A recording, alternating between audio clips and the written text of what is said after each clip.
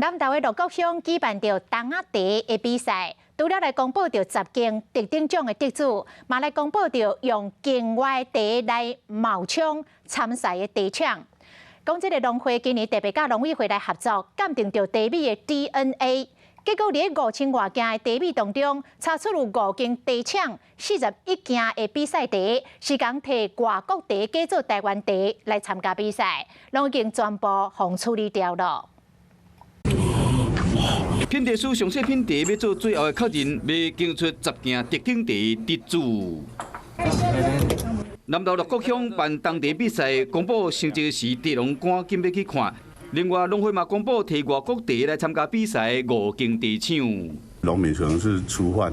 第一次实施，所以我们会公布的姓名跟地址呢，会保留部分的个资希望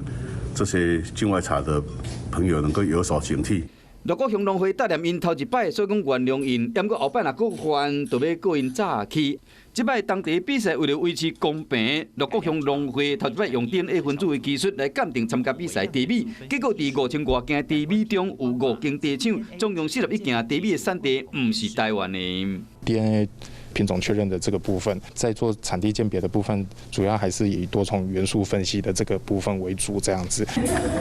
茶叶改良场的人员萃取茶米的 DNA， 将茶米的样本染一寡反应的试剂，搁用 DNA 分析仪分析结果，规套微量元素分析技术，判断讲是国内还是国外的。很好啊！怎么说？因为这样可以杜绝那个外来茶的底下的参差不齐。这款分析结果，茶农认为讲会使保障台湾的茶农，嘛使提升鹿谷茶价值，建立公信力，安尼消费者对鹿谷茶才有信心。